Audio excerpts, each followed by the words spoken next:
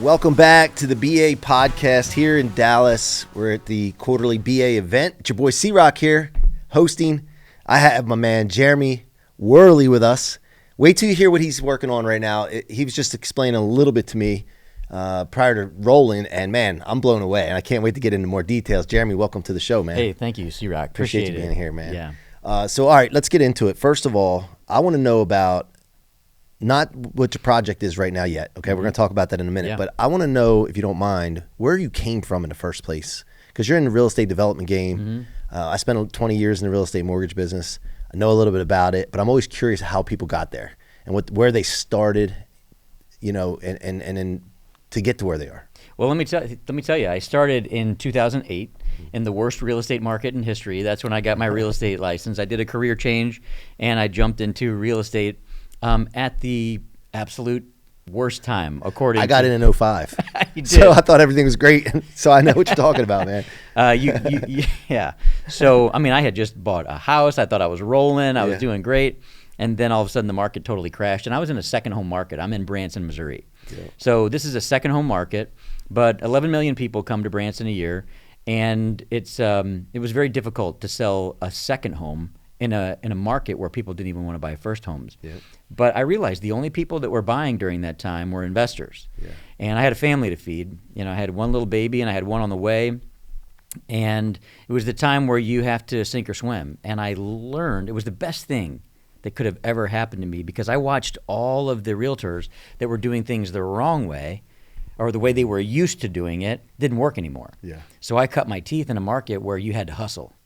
And so I learned to serve investors at the highest level possible.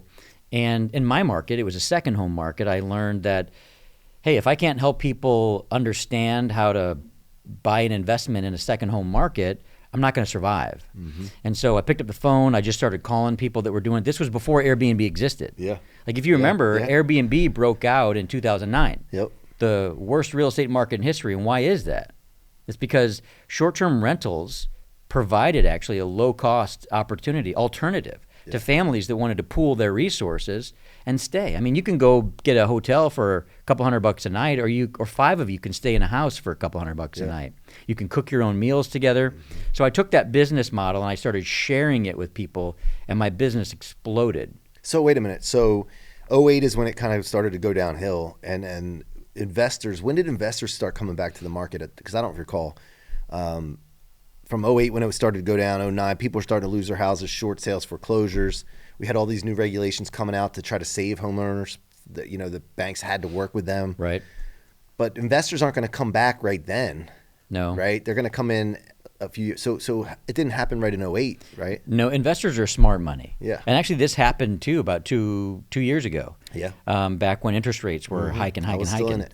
And so it's like when that happens, or even during the Trump tariff thing, I mean, things freeze up. When the markets get scared and when investors get scared, they don't do anything for a little while until their confidence grows, and then they're the only ones buying. They're the first ones back. Correct. Right? Yeah. So how long did it take? Well, I would say right around 2009. Yeah. But what I had to do is I had to explain to people what the short-term rental business market was. Okay. Nobody knew it. Nobody understood what it was. They're like, what is this again? Right. I can rent this house out. What is this platform? And I was sharing with people, their first year rate of returns. I was a spreadsheet guy.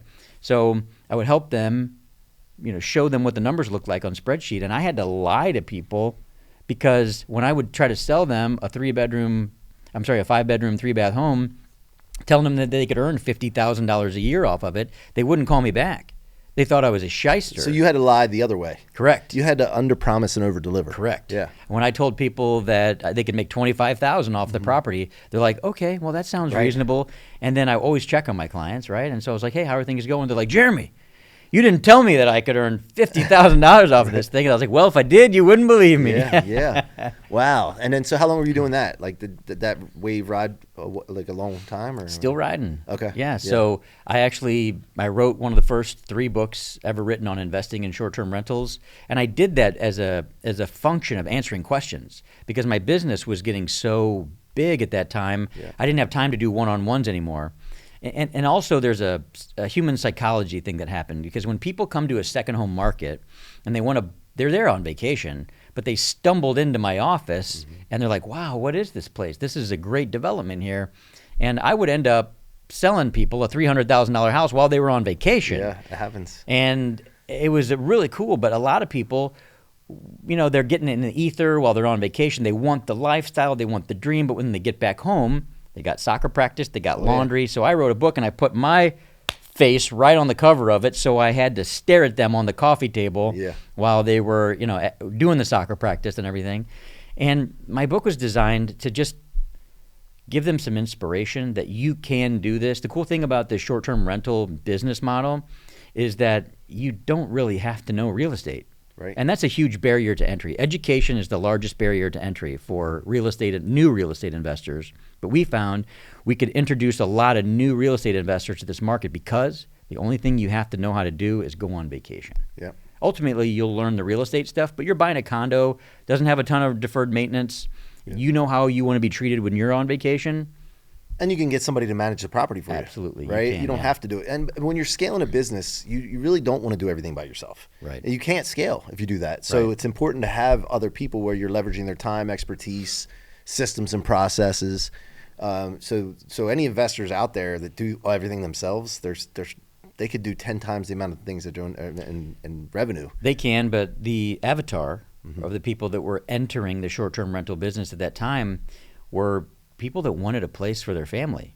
They weren't really business owners. Yeah. They were people that wanted to own a second home, and they wanted some way to pay for it. So we began to serve those people. And of course, there were some investors that had, some syndications, and they had heard that the short-term rentals you could make a lot of money at. So we helped them find the right places. Gotcha. But for the most part, it was somebody that said, wow, I have a second home for myself, and now I want to buy another one. And now I want to introduce my friend to it. And our business went from $6 million in volume to $256 million in volume in about a 5-year period. Wow. I mean, it was a... So you were a real estate agent, basically, and did you get your broker license? I did. I became a broker, and then I was a managing broker for 11 years. Okay. And built a team. Built a team, and then merged my company with eXp Realty. Yeah. And now we've scaled that to many states. So because I wanted the opportunity to coach people all over the country. And so now we've got our team with the EXP, and I have moved out of management of the team. My wife is doing that now, and I'm focusing more on real estate development because it's the next evolution. Because you buy a piece of real estate and you manage it yourself. I always told people that, hey, look, managing a short-term rental isn't easy, but it's the highest paid part-time job you'll ever have. And this is back when there was no inventory, rates were great. I mean, the market has stabilized some now. But at that point in time, people were retired. They wanted something to do. They wanted to interact with people. They could personalize their property. They could really get into it. Yeah. In fact, like even millennials right now, if you look at millennials, the data is showing that 11% of millennials are buying a second home before they buy their first home. Yeah. It's because maybe they live in a city. They don't want to do the maintenance on their own property, but they want to own a piece of something and they want to get away. Yeah. So what are your thoughts on Grant Cardone talking about all the time? You should never buy a house for your primary residence. You should always rent and then you just do real estate investing. He must have had better landlords than I've ever had. Yeah. My wife and I used to play a game when we were in our 20s, and it was things we will never say again. Yeah. And one of the things that we love to say is that the landlord's coming by.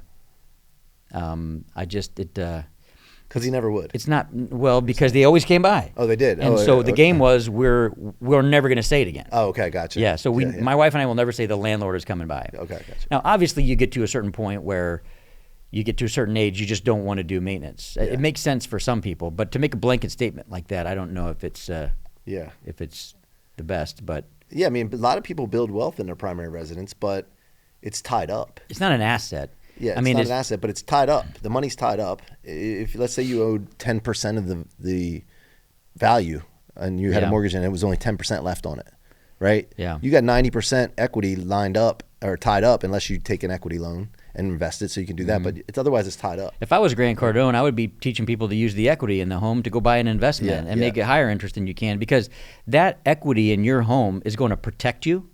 It's going to give you margin. Yep. And if you look at the value of real estate over time, you're doing somebody a disservice by telling them that they shouldn't buy or rent a home. You should tell them that they should buy that home smart. Right. And that they should pay it off fast and then use that equity for medical something for their kids, right? Yeah. That is a powerful place for you to be able to draw from when you need it. Let's talk about where interest rates are now. And, Trump's obviously on Powell to low rates, and those rates don't directly impact mortgage rates, but in a sense they do it, down the line. What are your thoughts on that? Like, do you think that he's holding on too long? Or do you think, what are your thoughts? I think there's a lot of problems that need to be solved. And, higher interest rates are kind of solving the liquidity problem with, overprinting money. And so it's this weird catch-22. And when you think about it, historically, it's not so bad. We've just gotten spoiled over the last 10, 15 years. And that's okay to be spoiled. It's okay to have had the opportunity to earn everything that we've been able to earn from that. And what's happened is that we're all talking about interest rates because we're shocked by them. But it's stabilizing and people get used to them, and then life has to go on. People still need to buy homes. The thing about real estate, which is fascinating, is that when people stop buying real estate, it creates a pent-up demand that doesn't go away. You just don't see it until maybe there's an interest rate drop. People need a reason. And then what happens is you have a flood of transactions from all the people that are waiting because people don't stop dying, people don't stop getting married, people don't stop having babies. It's a functional asset class that people actually need. Yeah. All right, let's talk about the development that you have. Is this your first one? This is not my first development. It's the first one of this size, okay. But I would say that my team and I have sold out multiple real estate developments over time.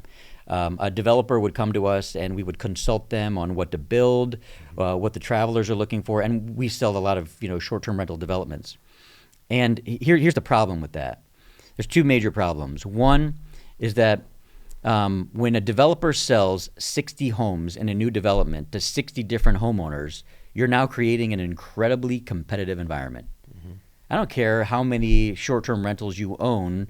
Whenever you buy one again, you go through the same anxiety. You're used to it because you've done it 5 or 6 times, but you still got a mortgage to pay. You're still coming out of pocket for $100,000 worth of furniture, whatever amenities you're putting into it, personalization, and you're concerned that you're going to be able to make that mortgage payment. So you offer low rates, and it becomes a race to the bottom on Airbnb or VRBO or whatever OTA they're listing on. And flooding with supply. Here you are. And it's ultimately that stabilizes. But if you have a real estate developer that does that again and again and again, you create this weird competitive environment. The other problem is that the short-term rental industry right now is coming out of infancy and into adolescence. And it's got long, gangly arms. It's lost its identity. It's struggling to figure out who it is. If there's 60 different homes, C-Roc, that you're going to choose from, you have the ridiculous responsibility to scroll through all those reviews to try to figure out which one you want to stay at. There's no industry standard in the short-term rental business, so we're fixing that by creating a brand standard. I mean, when you go to Motel 6, you know what to expect. When you go to the Ritz-Carlton, you know what to expect. But when you're renting a short-term rental, that opportunity doesn't exist for you. So we're fixing that with our development. Well, how are you fixing the competitive market with your development? Good question. Thank you. What we're doing is we're syndicating. Okay. So instead of you owning the individual model, we've already done all the research on the actual land. We've already done the research on the units that you're going to put in there, the 1 bedrooms, the 5 bedrooms, the 3 bedrooms. We've looked at our market and we've determined what's in the demand. And in addition to that, we've put in. Wait a minute. Yeah. So let me ask you on that. So you're syndicating it so everybody has a piece of all the houses. Correct. In the fund. Correct. Right? Yes. But isn't that price control? Not necessarily. Like you're creating a monopoly in that area? Not necessarily because you're going to control the pricing. Yeah, we are going to control the pricing. I like it. I understand it. Yeah, it's I don't know. Monopoly is a strong word. But I mean, I was just using that as a key word. But it is. I see what you're saying now. So yes, the idea, because what we've done is we've looked at some of the other local developments, and there's not many that are owned by one entity rather than 60 different entities. And what happens is that panic doesn't occur. So if you use data, revenue data, Yep. and this is what hotels do, Yep. and if you predict based on the seasonal demand, and if you're providing an amenity, I mean, the houses that I own that are on Airbnb, I'm offering an incredible product for $500 a night. A private pickleball court, Right. Glorious amenities, fully stocked kitchen, walking trails, and people will pay it. But if I had 60 other people that I was competing with, I couldn't get $500 a night. I would probably go listen to it for $350. Of course. And so, real estate investors in the short-term rental space deserve to earn the value per night for the product that they're offering. And we're not doing a disservice to the general public because 5 or 6 people are still going to split something for $500 a night as opposed to $350 a night. By doing that, we can provide more amenities. We can provide a better luxury service than we could if we were just trying to get by at $350 a night. Well, but you're still on the you're still on a hook for the market voting with their credit cards or their cards or their money with the value you provide. So your focus is on value, which before we started the podcast, you talked about this, the amenities that are going to go into this. So can you touch on all the stuff that's going into this as far as amenities go? Absolutely. So the trend has actually changed completely. So because there's a little bit of oversupply in the short-term rental world, that is actually being absorbed right now. There's a lot, because if you own a short-term rental and you're not doing so well with it, you're either going to sell it or you're going to repurpose it back to long-term rental or mid-term rental, which is one of the fastest rising asset classes right now. Yeah. Or you have to be a professional host. And we need the time, margin, and ability to be able to do that. And so our development is going to give us the opportunity to do that. So we're going to be able to provide a level of professional hosting that the individual host doesn't have time to do. In addition to that, we're going to be able to provide amenities right out of the gate that an individual homeowner in a condo complex that was built in the 90s doesn't have the opportunity to do. We have the opportunity to put in the amenities that people are wanting and demanding now, like pickleball courts, like spa areas, a little bit of food and beverage. For example, if you had a short-term rental and I had a short-term rental and you had your per night rate and I thought, I care about my guests deeply, and I'm going to take care of their needs. I'm going to see what the splinters are in their fingers and actually think about what they need. And I'm going to say, hey, do you need groceries delivered? When you get there, we're going to have somebody go deliver the groceries. Here's a list. And there's an add-on for that. Yeah. Hey, maybe you're coming with your wife or a ladies group and you want a spa day. Yeah. Well, we're going to have that spa day show up to you. You don't have to get in your car and go anywhere. Yeah. What about trash taken out? Like we'd have people all the time, you go to Airbnb and they'd have this list of to-do lists for I don't want to do all that stuff when I'm going on vacation. Correct. Like I don't want to take the trash out. Like, exactly. You can't take the trash. But they're forced to because they're turning residential communities into a pseudo hospitality, sort of opportunity. So you rely on that guest to do that. And see, the whole business of short-term rentals has been skewed. Short-term rentals are trying to be hotels. Hotels are trying to get short-term rentals to be hotels because, they're lobbying against them in many different ways because they're taking market share. But you have to understand that a true classic vacation rental is my home. It's my home, C-Roc. Yeah. And I'm letting you stay in my home because it's big. It's great. I have a blender in my home. Right. I have ice maker in my home. Yeah. There's so many people that put their properties on VR. I did a video one time where there's no ice makers. I couldn't get ice in my property, so I was using all of the half cup measure, tablespoon measure, putting water in that just so I could have ice in my drink when I got home. Yeah. So for me to be able to provide that level of service and that level of amenity at a professional hospitality level, people are going to have to squat up. Because if I have my personal classic vacation rental that I'm allowing you to rent, I'm doing a service to you. But the individual traveler now, especially the American traveler, they demand excellence. Yeah. And actually, they expect excellence. It's not an extra. If you're a hotel or a short-term rental and you say, I'm going to provide you cleanliness and all of this customer service and excellence, well, great, I expect that. Yep. You got to go above and now beyond. you got to wow me. Yeah, you got to go above and That's beyond. the issue now. Yeah.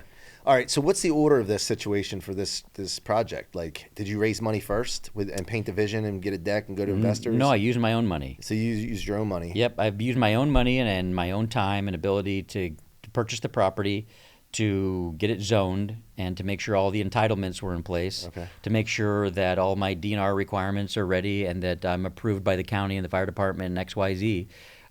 So I'm shovel ready. And I waited until I was shovel ready to start raising capital because I wanted...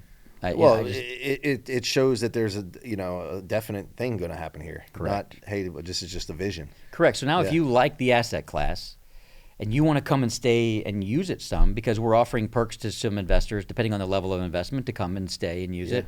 But ultimately, you're putting your money in to get a rate of return. And we're looking at a 5-year exit. And we're looking at creating something that's going to ultimately earn equity for our limited partners. And we also want our limited partners to be our advisory board. You can have an advisory board full of professionals that are helping you with, making the right connections, advising you in certain situations. But we want our Main Street investors to be our advisory board on the product. On are we doing it right? Come and stay, test us out. We want your feedback because you're our partners in this. And what's the projected cash on cash return? So the cash on cash return is obviously this is a projection. Upon exit. The numbers that I've got on my financial model, I'll break it down this way, because it's hard to determine the cash on cash return without an entry number. So the IRR on it is 29% on a 5-year exit. Where the total project cost is $71 million. We're looking at a $135 million exit in 5 years, which is conservative. So we're raising $25 million in equity, $46 million in debt, and that's going to net about $70 million for our partners to split in 5 years. Man. Wow. Where can people go deeper with you on this? They can go to victorysprings.com. That's what it's called, the project, Victory Springs? Victory Springs. All right. And do we have time? Yeah. Are we out of time? Do we have a little time? You can go ahead. Because this part's important to me. Yeah. While I was working on this development, we had a hiccup. And the hiccup is that there was some locals in the area, and I don't blame them because people don't like change. Right.